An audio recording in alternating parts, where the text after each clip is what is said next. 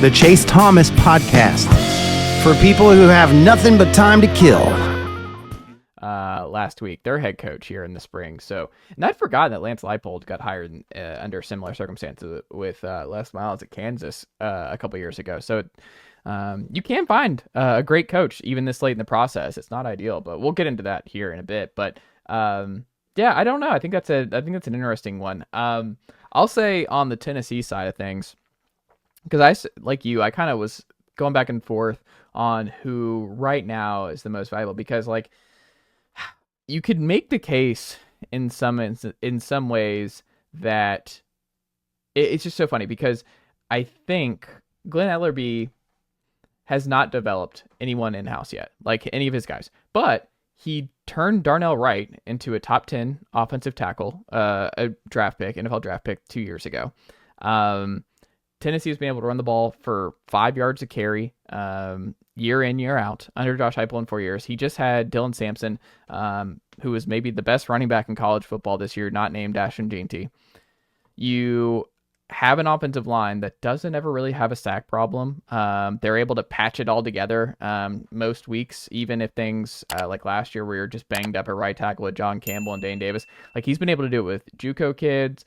He's been able to do it with transfers. Like, I think two things can be true with Glenn Ellerbe, where I think and this year is a big one, like, you have to start developing some of these in-house blue chip guys that you're signing, and they, like, at some point you can't just rely on transfers or old Jeremy Pruitt guys. And this year he's going to have two new starters who are going to be his own guys at center and at right tackle. But I think he's still done a good job. Like, Tennessee's offensive line and running game has been good all 4 years. And I think there is a cohesion between Ellerbe and Heupel that I think has kind of gotten too overlooked by fans, because he hasn't developed anyone in-house yet in terms of the guys he's signing out of high school. But it can't be him just because of that, because I'm like, you got to develop him. And David Sanders at right tackle this year will be huge, and hopefully William Satterwhite and or Max Anderson at center. If they come through, then But I would say they are developing them. They just, maybe Tennessee's not getting the elite blue chip offensive linemen, but if they're having run games that are this good each year, I think that speaks to the development.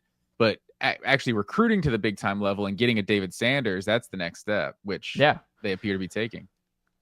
But with all that being said, I still think it's Rodney Garner. Like, Rodney Garner, and I want to do a caveat where it's like Rodney Garner and Chop, because Chop has been an analyst for the last couple of years, and now Eckler just left for the special teams job at Nebraska. He went back home there, and Chop just got elevated to the outside linebackers coach. But that's been Tennessee's best position room for 4 straight years. Like, it's been the Leos, it's been James Pierce, Byron Young, Omar Norman Lott, Matthew Butler. It's been just guy after guy. Tyler Barron before he transferred this past year.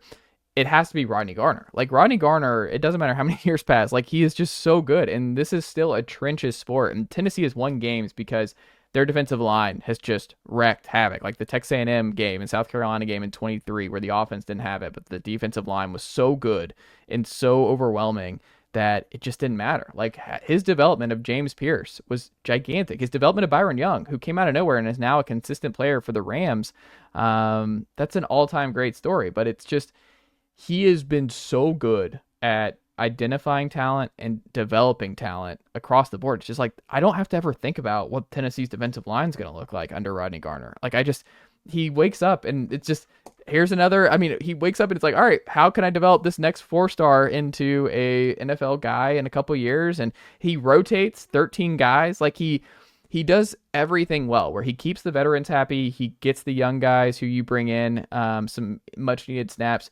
He's just elite. Like, Rodney Garner is the best of the best when it comes to defensive line coaches. And I just think Tennessee's really in a good spot in a lot of position rooms right now on the coaching staff front, especially on the defensive side. But I can't say enough positive about Rodney Garner. It's just, the answer is Rodney until another position group really breaks out consistently, because that guy, it just doesn't matter what he loses or what that room looks like year to year.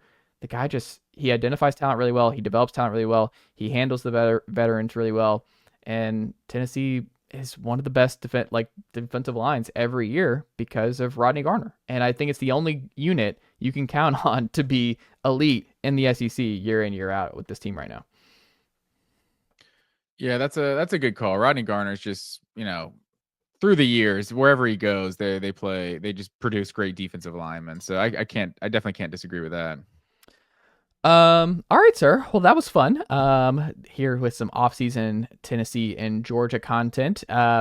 Let's dive into our weekly segment. We didn't do this last week because we had a long show going, and y'all can check back into last week's episode here on A Pod Divided on the YouTube channel.